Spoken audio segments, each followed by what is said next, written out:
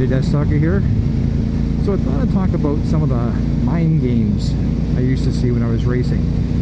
And yes, there was some of that going on. I was kind of surprised, and some of it I found kind of funny. You know, some of the guys who I raced with or who were at the track were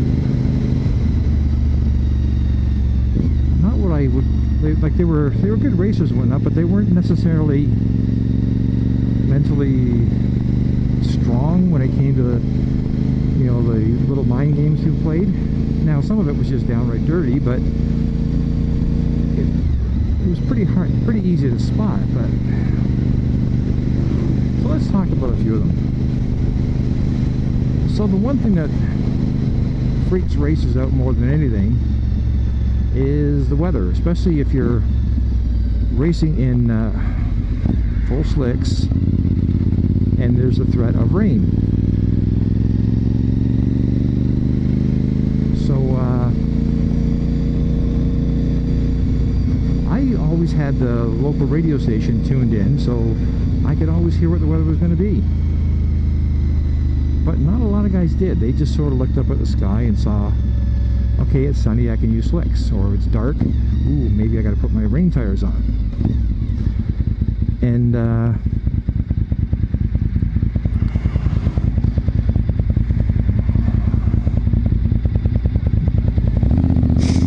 it was, you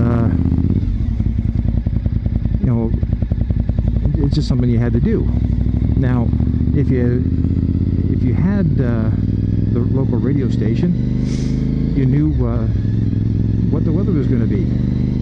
Now you got to remember, okay, this is before the days of the internet where you could actually get, you know, live feeds on your phone. So you had to rely on some guy in a radio station 30-40 miles away telling you what the weather's going to be like where you are. And sometimes you got it wrong. Actually, a lot of times you got it wrong. But at least you had someone to tell you that. Now, one of the things one guy used to do was he would find a radio station that wasn't nearby. He had a really good radio in his car with really good antenna. He'd find some place that was like 100 miles away from where you were. And he would actually see what the weather was, you know, before he went to the track, and this place was calling for rain. He had it tuned in, and just before the race was started, he'd actually tune into the station and say, oh, heavy showers expected within the next hour and that sort of stuff. And you'd see some heads, you know, perk up because they're not really paying attention to the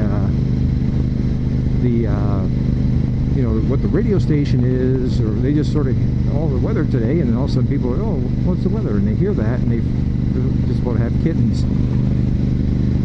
Now, you know, if you had a local radio station, you didn't have to worry about that. But, you know, and there was a few guys he got, not very many, but a few guys. But probably the dirtiest trick was just before you know, we were supposed to go on the pre-grid for the race. He would pull out his rain tires and put them by the bike like he was going to put them on, like he knew something. And again, like, I listened to the radio station, so I didn't have to worry about that. Now the other little mind games that would happen is you get guys come by and they'd be checking out your bike and, you know, messing with the throttle and they go like, they'd be saying, oh, your throttle, it's got a lot of slop in it, or they'd say, oh, your brake lever seems to be awful spongy. And of course, you know, a lot of guys would, you know, would start questioning, is my throttle right, or is my brake lever and so forth, you know, working right. And you know, they'd start freaking and start to tear things apart. Now, if you had a mechanic, the mechanic generally would chase away other racers from the bike because he doesn't want anybody touching his stuff. And You know, the guy who came in and the one time was saying, "So you got a lot of slop in your throttle," to me. And there's a bunch of other guys hanging around with me at the time. They were drinking beer, they were yakking, and he said, you know, like, you got a lot of slop in your throttle. And I went, "What do I care? It's going to be wide open all the time anyways." And everyone just thought it was funny, and the guy was sort of like, oh, changed the subject and moved on, because he knew, like, he wasn't going to mess with this one. But I've seen people, you know, on the start line looking at your bike and pointing like they're seeing there's a water leak, or, well, this looks loose. Now, some of it was actually, you know, it always depended on who it was, but they'd actually be like, you know, somebody was actually concerned and saw something wrong with your bike. But you knew who those guys were. Unfortunately, there was guys who basically would say, "Oh, look, what's that under there?" And you'd start looking, trying to figure out what the heck he's talking about, and he'd move away, leaving you there, which is like, you know, you'd seen a fair bit of that. And then you'd have, you know, guys talking about phantom oil spills on certain corners of the track. You know, just to, you know, to warn people, like, to get you thinking like you can't really go as fast in, say, turn 2 as you wanted to, because, oh, somebody just spilled a whole ton of oil in there.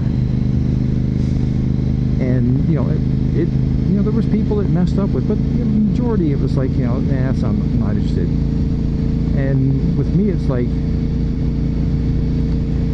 you know, when the other races are going on, the announcers were always pretty good. They'd be saying, "Oh, we have an oil spill here, we're going to be delayed for X number of minutes," and they'd tell you what corner it was, and a lot of times they'd say it just, they'd actually even on the radio or on the speakers tell you it's, you know, going into turn 5 or whatever.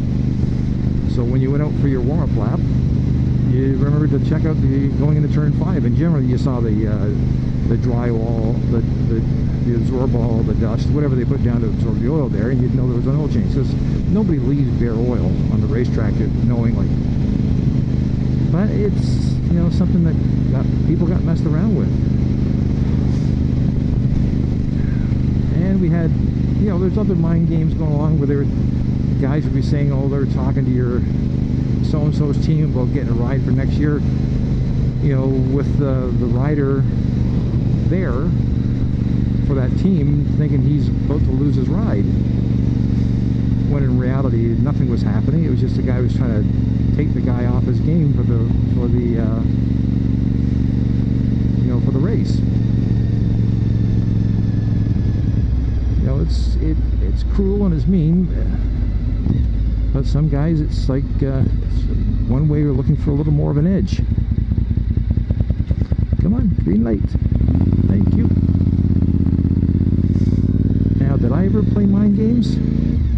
No, I couldn't be bothered. Like, the super fast guys, you couldn't really play mind games with them anyways. And all the guys that generally, except for a handful I raced with who were at my level, were pretty nice guys. And like, they were the same guys I was usually helping them